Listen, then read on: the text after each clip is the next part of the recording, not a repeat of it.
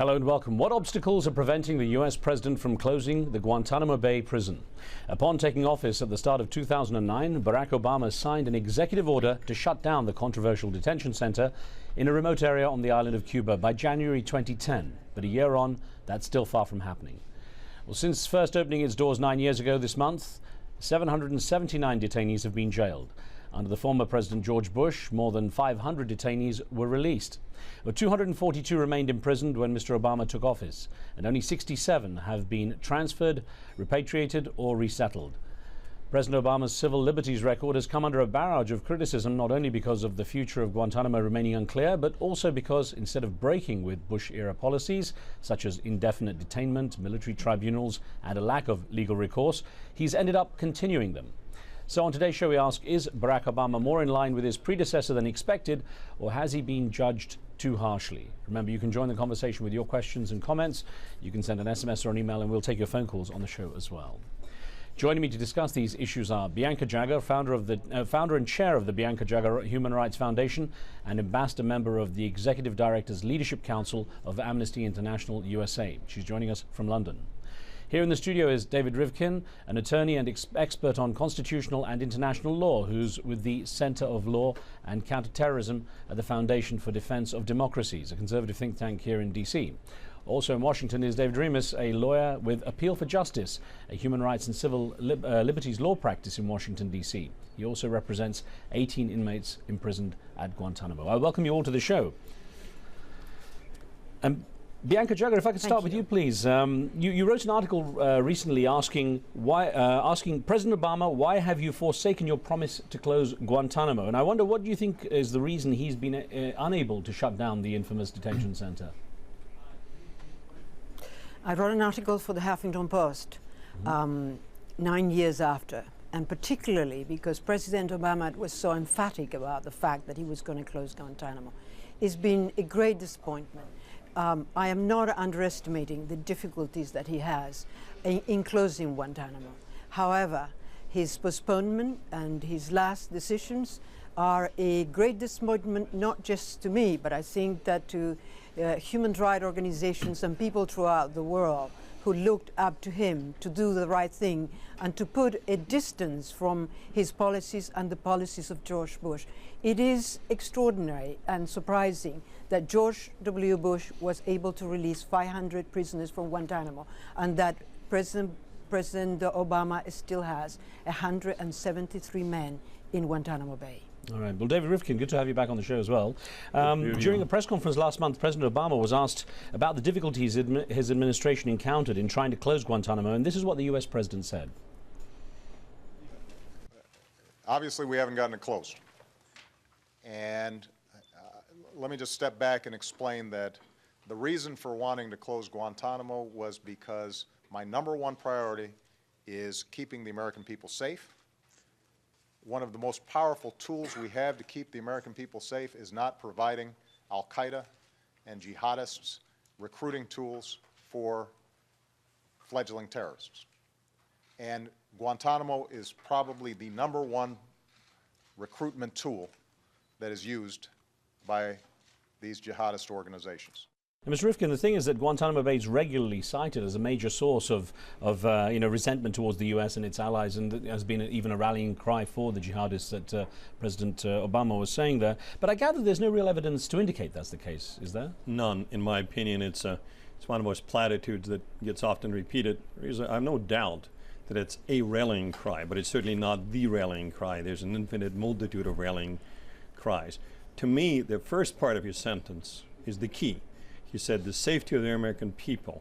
I would say the following: what has happened demonstrates that closing Guantanamo without certain other conditions being met is incompatible with the safety of the American people. Let's remember, nobody wants Guantanamo to remain open. His predecessor, George W. Bush, also wanted to close Guantanamo. Dick Cheney wanted to close Guantanamo. Let's stipulate everybody wants to close Guantanamo. And the question is how to do it in a way that frankly does not take the remaining population there and in effect lets them go free. And with regard to the 500 plus people who have been released, numbers of people have gone back to fighting. are very compelling. We know of at least 25 to 35% of the people who have been released gone back to fighting and doing what? Not just attacking American troops, attacking and killing civilians. So it's a major problem. The question is how to do it in an orderly fashion. That answer, a solution, has been eluding us so far. Well, David Rimas, I want to get you in and ask, you represent 18 of those detained in Guantanamo, and Yes, I wonder, listening to what's been said, your perspective on this, why everything's going in circles, and how, of course, if there is a potential threat to the US public or people outside because of some of these detainees being released, what the solution is. Well, let me say first, I think President Obama came into office with good intentions as far as Guantanamo goes, but he squandered the opportunity, he squandered the initiative, and gave the conservatives and the Republicans a chance to turn the issue against him, as a matter of fact. And since then, he's shown no leadership, and in fact, he's surrendered to the right, which is, as Ms. Jagger says, a very great disappointment. As far as the issue of what happens after detainees are released, I'll make 2 points. The first is President Obama set up a task force that consisted of the CIA, DOD, the State Department, Homeland Security, and other agencies. They approved for transfer more than half of the detainees at Guantanamo after they concluded they present no real threat to the United States.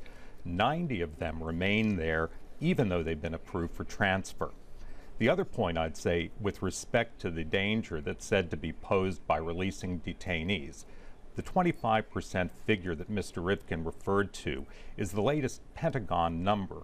Pentagon's never produced any list. It's never identified these 25%, whereas a very recent study by the New America Foundation showed that the Pentagon had exaggerated this threat or this risk, and the numbers were actually only a third of what the Pentagon said. Guantanamo, I agree, is not a current recruiting tool. I think that the damage done by Guantanamo was done years ago and will never be repaired. Okay, let's bring in Bianca Jagger again. I'll get to you in a second, Mr. Rivkin. But Bianca Jagger, what fear do you have that with everything going in circles, Guantanamo could end up as a sort of permanent institution? And also, I wonder how you feel it reflects on America's standing in the world when it comes to setting some sort of standard for justice. Well, let me tell you what has been said, but just not by me. But I think it's very important to think that Guantanamo is immoral. The whole concept of indefinite detention and the denial for trial is not an acceptable concept for any country that respects the rule of law. What really surprises me is why the Bush administration and the Obama administration doesn't trust on the judicial system of the United States. The United States in the last 15 years has been able to arrest terrorists and been able to trial, and they have done very well. In fact, I will say that it will probably be better for the American people to understand what's happening.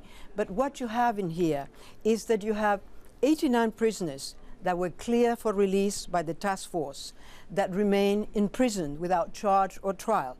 You have 58 of those clear prisoners remain in prison simply because they are Yemeni. And you have 31 of those who were clear prisoners that remain in prison largely because they cannot be safely repatriated to because they will due to a substantial risk for torture in their own countries. And you have 33 prisoners that are recommended for trial by the task force. Why are they not sending these 33 prisoners to be tried in the court of justice in the United States, okay, in a federal court? Well, let me ask David Rivkin then. In June of 2009, the U.S. Senate Judiciary Subcommittee heard testimony regarding the, quote, legal, moral and national security impact of long-term indefinite detention without trial of terrorism suspects. Now, you testified and called the detention of al-Qaeda and Taliban members for the duration of hostilities a, quote, legal and essentially immensely reasonable policy. And I wonder how is indefinite detainment legal then? Well, let me say a couple of things. Well, let me answer this question first. If one takes seriously the proposition that this is not some kind of a criminal law enforcement exercise, where indeed, as Bianca and my colleague David here, and you and I would all agree, you need to have expeditious trials in the civilian justice system. If you for a second step away from this common perception and say this is a war, this is an armed conflict, we're waging war in two theaters, in Afghanistan, much less so in Iraq, against al-Qaeda, Taliban. Al-Qaeda has morphed in many other countries. It's a real war. The whole notion of speedy trials and specific charges is utterly inconsistent with historical experience and international law. In an armed conflict, you take enemy combatants into custody, you provide them with certain rights, but you certainly detain them for the duration of hostilities for no other reason, so they don't go back to fighting. Anyway, with due respect to David, let's assume that DOD is not cooking the books. This is DOD in the Democrat administration. There's a career of people doing it. Defense Department never enjoyed this particular task. A huge number of people have gone back to fighting and killed civilians and killed soldiers and were killed or apprehended again. It makes no sense to run a revolving door operation. Now, my answer to Bianca as to why we're not having faith in our civilian justice system, to say with respect, if that were that easy, the Obama administration, Attorney General Holder, would have done it. The reason we're not trying them in the civilian justice system is because they would not be convicted. The reason for it is not because they're innocent, but because the rules, the exacting standards, as David well knows, in our civilian justice system are such that we don't have admissible evidence to convict them. We'd have serious problems convicting 9/11, high-level 9/11 conspirators on anything but the most trivial charges, because that is the essence of our civilian justice system. It doesn't fit. It doesn't work. The vast majority of our people would be acquitted. And that is an unacceptable situation. Let me bring in a caller. We've got Barry on the line from Norway. We try and get our viewers' questions in here too. So go ahead, Barry. Hello, Mr. Khan. Hi. How are you doing? Calling from Norway. I just want to add some issues concerning about Mr. Obama, or, on his government. Just briefly then, please, Barry. I want Americans to understand one thing, and the world to understand one thing, that we should stop blaming Mr. Obama, because Obama came to power and found that his predecessor, the ex-president George Bush, has already made it made for Americans. Well, he went and occupied the country, and at the same time, and then open a gate of war, in Afghanistan. So the only thing we should do is to help Mr. Obama's system. The world should also engage so that they would close Guantanamo, because America is the one pointing other countries concerning about human rights. Okay. Take examples in China and other countries in Africa. So why can't they set a good example? Close that Guantanamo. Well, Barry, let me expand on what you're saying there and ask David Remus here. Barack Obama is facing domestic resistance in closing the facility, and this month the Congress passed the 2011 fiscal year National Defense Authorization Act, which contained provisions that make it nearly impossible to close Guantanamo. Why did the president sign that into law then?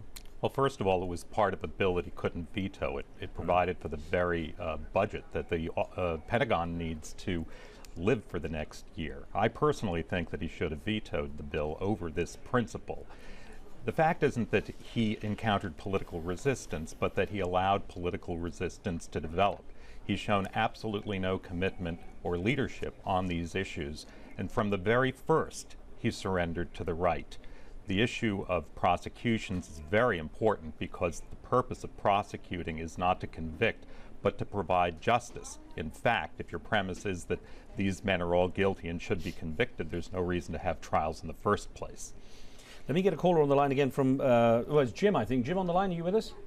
Hello? Hi, go ahead. Yeah, I don't think Guantanamo should be closed at all, because the people there have not been neutralized yet. There are, areas they can easily go and fight and come back there. It's going to be a revolving door. Like, they go and then come back, go and come back. Okay. Jim, thank you for that. Thanks for that comment. Let me ask Bianca Jagger here. Now, in his first interview since undergoing major heart surgery last July, the former U.S. Vice President Dick Cheney said he thinks that Barack Obama has been forced to rethink some of his national security positions now that he's president. This is what he had to say. He obviously has been through the fires of becoming president and having to make decisions and live with the consequences. And I think he's learned that what we did was far more appropriate than he ever gave us credit for while he was a candidate. So I think he's learned from experience. Now, Ms. Jagger, I wonder, critics of President Obama on his failure to close Guantanamo say he's basically adopted Bush-era policies. And I wonder, listening to Dick Cheney there and how the U.S. political scene has been shaping up, to what extent you think it's as simple as that? No, I don't think that that is the reason. I think that the reason is that the President Obama has had a very tough time since he came to power.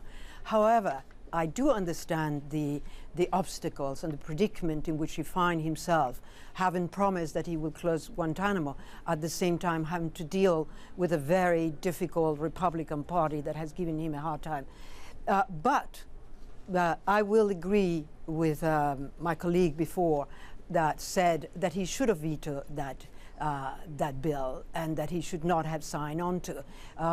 No, don't forget, President Obama received the Nobel Prize. He has a duty. I mean, this Nobel Prize was given to him because of the expectation that he was going to make a difference in the world, make a difference in America, put a distance between the policies of George Bush and himself. And why hasn't he done? And I would like to return to what Mr. Rifkin said with regard to calling this a war. In a traditional war, by the way, we have a defined battlefield. But there is, what are the boundaries for this battlefield here? Is it the world? Does it mean that the United States has authority to roving detention power to arrest people anywhere they are? Does it mean that the United States has the right to keep people, even if they are innocent, on indefinite detention? What kind of moral ground is that? How can President Obama then say that his presidency is different than that of George W. Bush?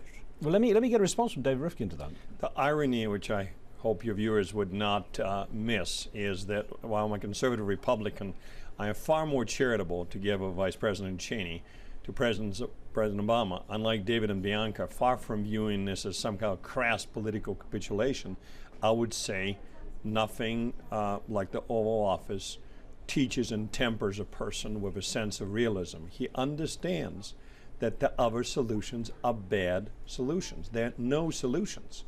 Okay? The problem is this, that very few people in the world, very few governments, even authoritarian governments, want to take responsibility for these people. The Yemenis government, for example, is clearly running a revolving door. They have allowed people to escape or let them go or don't arrest them in the first place. Even the Saudi famous re-education and re-indoctrination program, which sounds vaguely Orwellian, does not work well. The problem is that if it's and Guantanamo is just a symbol of the broader problem. Respect to Bianca, it is a real war. The battlefield is not defined by us. A war is a mutual affair. The enemy is attacking us on many fronts, in Somalia, in Sudan, in Afghanistan, in Iraq, in Pakistan. It's a global war that's going to go on. Let me finish. Interrupting you. It's a global war that's going to go on for many decades. Not because we want to, not because the West wants to. It's because that's the word's forced upon us. Unless we find some way of dealing with the enemy soldiers whom we capture, this war is going to go even longer. Okay. Bianca Jagger, a quick comment before I get back to David Remus. Let's get that comment you wanted to make. Yeah.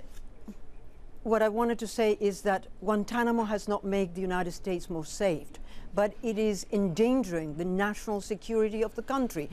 When you have an institution like Guantanamo that has become the symbol of the world expediency of a fundamental fairness and the rule of law, that is wrong. What is that? That is what the United States is regarded today. In fact, there are two symbols that apparently have served as a recruiting ground in Iraq and in many other countries. One is Abu Ghraib and the other one is Guantanamo Bay.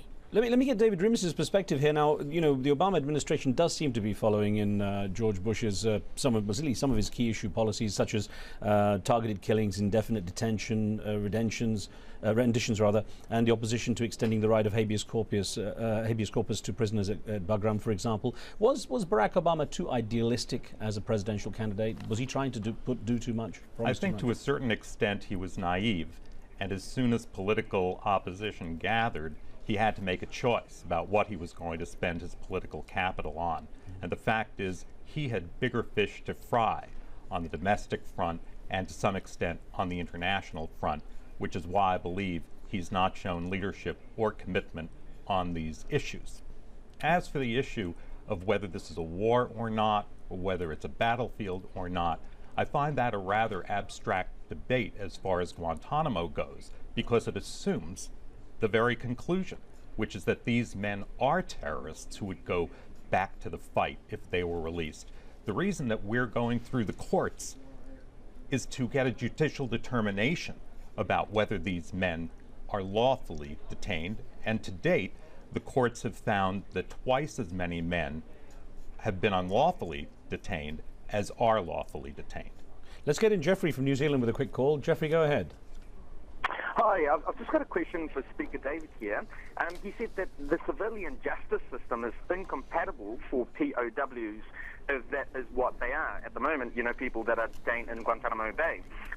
Should the POWs not get treated as the Hague Convention dictates, because our United States, as I know, is a country that rectifies it, and, you know, is it normal for United States to detain POWs and torture people without evidence or wrongdoing? Well, David Rifkin, this is for you really, and there's also a lot of critics who say that this idea of unlawful combatants is also something that the US has been able to hide behind in terms of changing the rules when it comes to prisoners. Well, a couple of things. First, with respect to the point made by David, the proper nomenclature is very important. Nobody is suggesting that laws do not apply in time of war. They do. In fact, law is very much governed by a legal architecture. It's a different legal architecture. It is a distinctive legal architecture. So the modalities of judicial engagement, the rule of evidence, the burdens are vastly different. What David is pointing out, as a matter of fact, is factually correct, that the vast majority of a habeas case is brought in the civilian justice system and the government lost.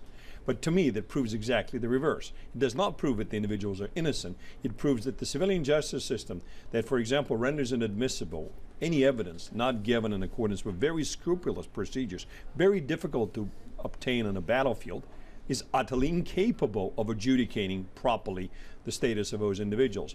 And as to the point made by the caller, the notion of unlawful enemy combatants is centuries old. It was not invented by the Bush administration. Unlawful enemy combatants are not protected by the gold standard of Geneva because they do not comply themselves with the laws of war. And remember, as important as it is to protect captured enemy combatants, a vastly more important goal is protecting civilians in warfare. You want to incentivize people to behave properly. You want to incentivize people to bear arms openly, to wear a uniform, and not to kill civilians. So you don't want to give them the same rights as POW get. No, but critics would say that the US is basically occupying an occupying force in Afghanistan and in Iraq, and therefore its position is different. That this is this title is wrong in the first place of unlawful combatant. No, because to be clear, just because the notion that if somebody's occupying the country that you believe you're fighting for, that enables you to fight as a terrorist, fight by killing civilians and fighting out of uniform, that your goals, and if you look at the international law of armed conflict, there's no serious dispute about it. How you fight matters all. What you fight about, reasonable people can disagree. You can be incentivized to fight because you think you're protecting your country. It does not give you a right to fight in this fashion. Bianca Jagger, a minute to go. I just want to get your thoughts on whether you think there will be any kind of resolution when it comes to Guantanamo in the near future, or is this something that's just going to continue on as a debate? Unfortunately, unless President Obama is really determined to do what is right, I don't see how we will see a solution to this. I'd like to say as well that it will be really important that friends of America from Europe should be offering to take those detainees that have been proven to be innocent and that are not able to be released from prison in Guantanamo because they don't have a safe place to go. And in some cases, there are places, for example, there is one of those detainees that the UK is being offering to receive, and the United States had refused it. But I'd like to go back to Bianca, what Mr. Rifkin said. I'm so sorry to interrupt you, ma'am. I'm sorry to interrupt because we have to end. We're on a live show here, so I do want to thank you all though for taking part, and I hope we get a chance to debate this longer. Thank you. In the near future. Thank you. Thank you for being with us. Now remember, you can follow our program on Twitter. We'll keep you notified on upcoming shows, and you can send us questions and comments to pose to our guests. On the next show, Tunisia's popular uprising. What impact will it have, if any, on other countries? And could Twitter become the new driving force behind political reform in the Arab world? Be sure to tune in for that. From me and the team, we'll see you next time.